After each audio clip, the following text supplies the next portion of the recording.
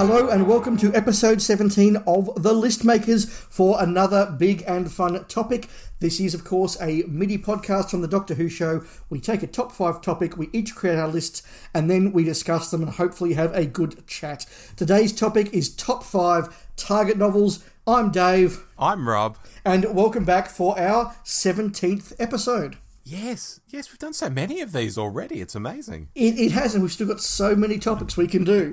And listeners, please do send in if you have ideas for topics. I know we've had a couple of listener topics so far already. Mm-hmm. Yes. Rob, top 5 target novels. There's only about 160-something to choose from. But I reckon we'll have snaps, Dave. How many snaps do you reckon we're going to have? I reckon 3. 3. Very, very possible looking at my list. Four's not out of the question. But it's your turn to go first. All right, I'll be the sacrificial lamb. In at number 5, I'm going with Earthshock by Ian Marter.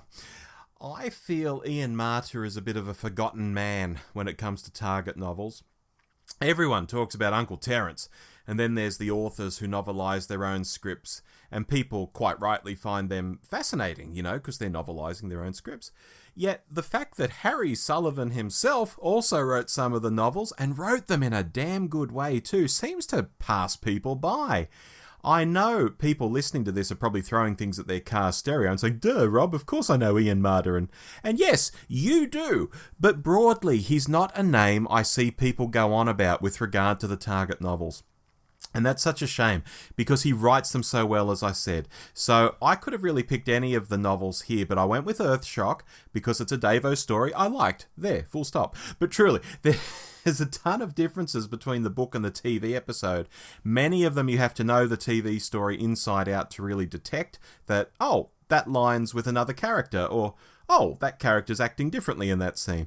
But one overriding thing is that the Cybermen aboard the freighter are actually very, very hard to kill.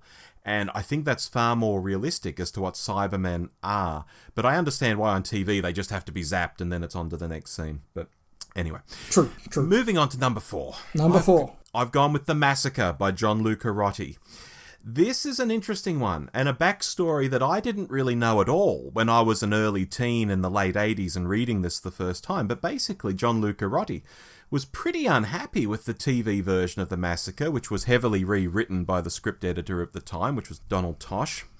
When the chance to novelise the story came up, Luca Rotti couldn't actually go back to his original scripts, as they were gone, and he didn't fancy novelising the story as it existed, because the audio exists, because that was Tosh's version, to his mind. So he did something pretty wild. When you think about it, he started again, researching and then effectively writing a whole new story set in the same period. So little did I know as a kid, but this wonderful story I was reading wasn't really the great lost story at all. And in a particular way, you could say it's one of the first, or maybe the first, original Doctor Who novel not based on a TV story. It even starts and ends with the Doctor explaining his actions to the Time Lords. So, it's a very different beast to what the real story was like. It is. Number 3. Number 3, Remembrance of the Daleks by Ben Aronovich. This has to be here because just as it was part of a real upswing for the TV stories, it's important as a novel too. Like the Curse of Fenric novelisation, Aronovich was given unlimited word count, and with Peter Darvill Evans now editing The Range and with the New Adventures also kicking off under him, his writers were encouraged to take a more adult-oriented approach. So if you like Remembrance on TV, the novel is like Remembrance, the special edition, or the uncut edition, that sort of thing. Characters get backgrounds, the countermeasures group is explained further, the Daleks are deadlier and they do cool things they couldn't do properly on TV. I think one drives through a wall, chasing after the Doctor and Ace. That's so cool. There's even some Davros backstory and what it's like to be on the surface of Skaro when the Hand of Omega obliterates it. It's not just a little flash on the screen. So, yeah, if the TV story thrills you and you've never read this book, please do so.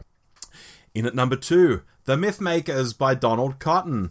Donald Cotton's 2 stories are, of course, The Mythmakers and The Gunfighters, and both of them were novelised by him in the 1980s. And in the case of both, he tried to be really inventive with how he retold the stories. This isn't some 120-page, bang-it-out, Uncle Terence special. Indeed, here he has the book narrated by Homer. Yes, Homer of the Odyssey fame, and told entirely from his point of view, meaning there are scenes that were in the TV version that can't be in the novel because they'd make no sense because Homer isn't there to sort of see it and narrate it. Or I say Homer, but he's actually playing the mute character Cyclops from the story. It'll all make sense if you know the Mythmakers. This kind of first-person storytelling is very rare in the target range, so it stands out for that as well.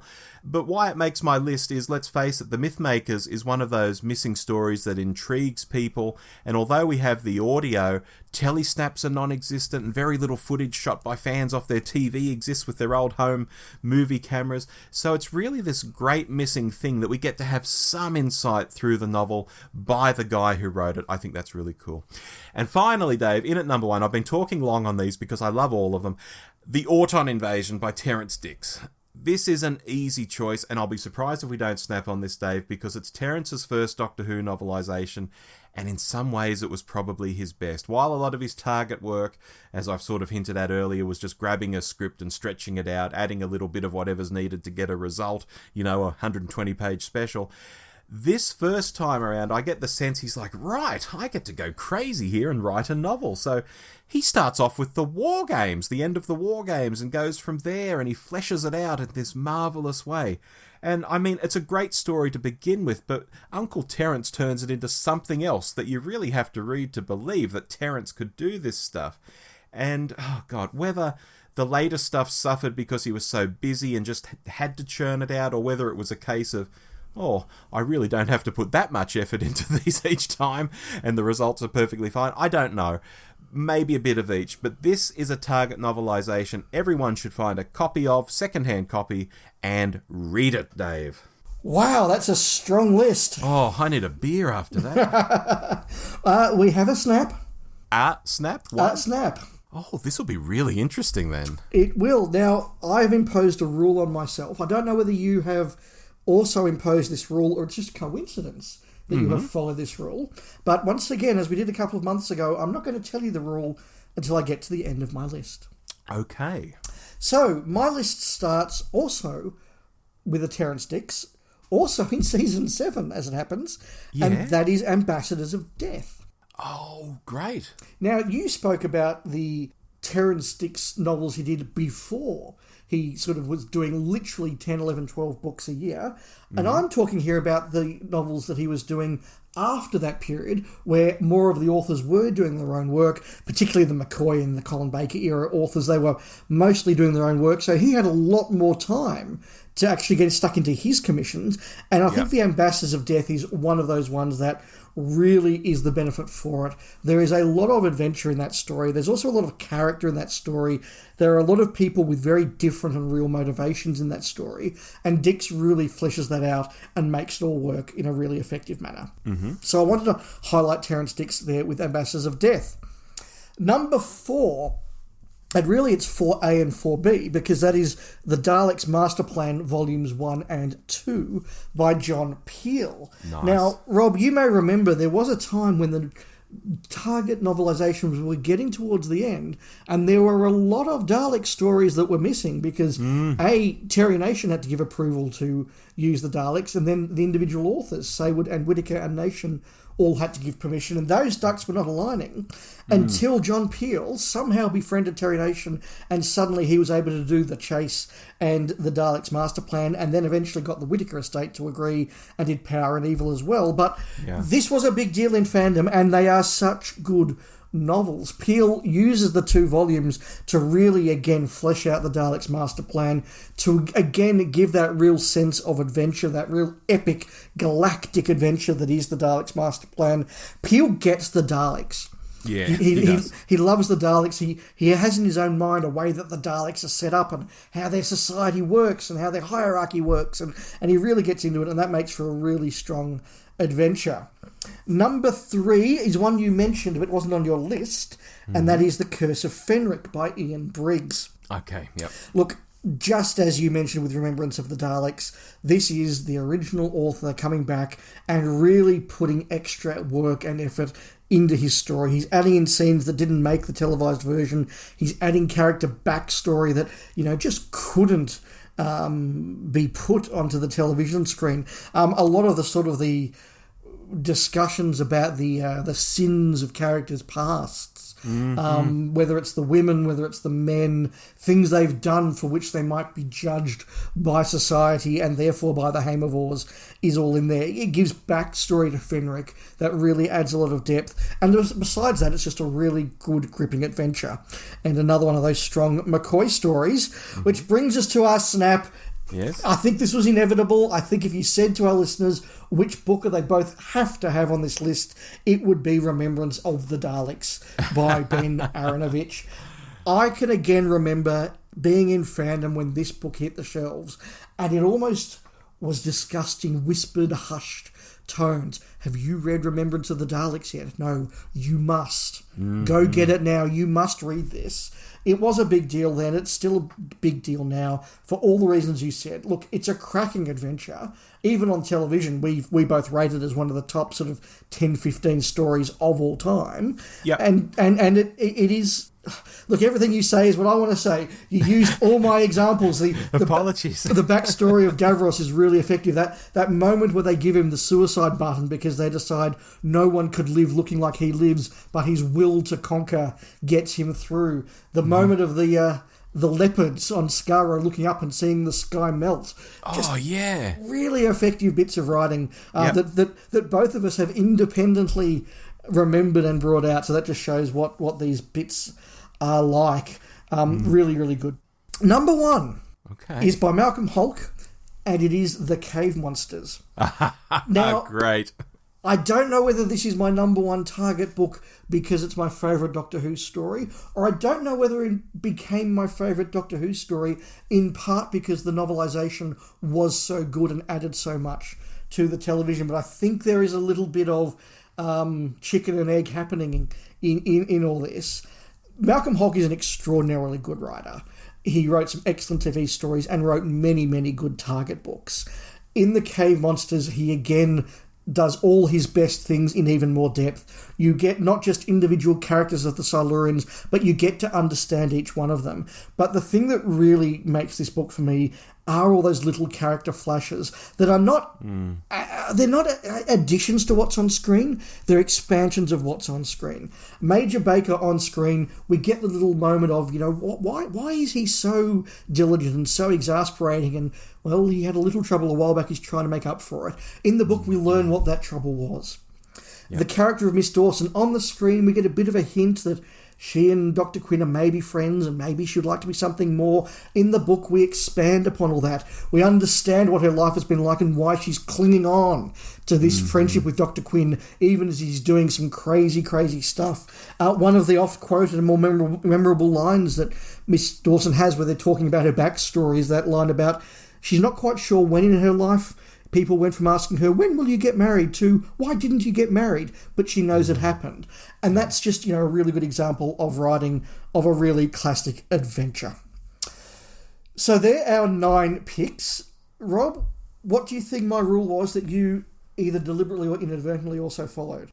I'm at a loss, Dave. I've been sitting here the whole time thinking about my choices, your choices, and I don't see a correlation. It might be staring me in the face. Only one per author. Oh, okay. Sure. And I had to impose that rule because, look, I could have filled this list with Malcolm Hulke stories if I really wanted to. By the time I've got Invasion of the Dinosaurs, the Sea Devils, and Colony in Space on that list, along with the Cave Monsters, that's 4 of the 5 slots gone. Ian Briggs, I could easily have had Dragonfire just as much as I had Curse of Fenric. John Peel, I could have had The Chase, Power of the Daleks, Evil of the Daleks. Terrence Dicks, I could have had the Autumn Invasion. I could have had the Abominable Snowman. Another example of Dicks I'll come back to because it makes another point. But yeah, the hard part for me was ranking all of those really good books. And so imposing a 1 per author limit, I thought added some diversity and gave us something else to talk about. Well, you know what? I think if someone's out there listening and they don't have any target novels, if you went out and bought these 9 that we've recommended, I think you would have a great start to a target novel collection. It would just be awesome, actually. It really would. It really would. Interesting point. 3 of the 4 season 7 stories made our list. Yeah. And wow. And frankly, Inferno could have as well if I was having multiple Terrence Dickses. In fact, if I was doing top 5 Terrence Dickses, I would have had Inferno as well. Incredible. So that's pretty impressive. Hartnell and Pertwee with 3 each. Yeah, I'm seeing that. Mythmakers and Massacre for me. And no Toms. No. And do you know why it is? Because Tom's from that Terrence Dicks churn 'em out era? Because Tom's from that Terrence Dicks churn 'em out era. And it is kind of unfortunate. You look at all these great Tom stories, and they were just like, we have got a big commercial hit on our hands right now. Get these books out. Of the Tom Baker era, those back 3 or 4 seasons, most of those books were out within 12 to 18 months of them being broadcast. I don't think we really appreciate now how quickly they were turning out those season 16, 17, 18 books. And if it wasn't Terrence Dicks churning them out, it was Ian Marter occasionally doing some of them, and he's some of the standouts, or Philip Hinchcliffe novelising some of them, again, very, very quickly. And yeah, I think it's a real shame that most of the Tom novels fall after that early Target one where we're really throwing everything into the range, or that later Target era where we're taking the time to make this a really big non-page count limited thing. Yeah, look, you see the results there. There are no Toms on this list.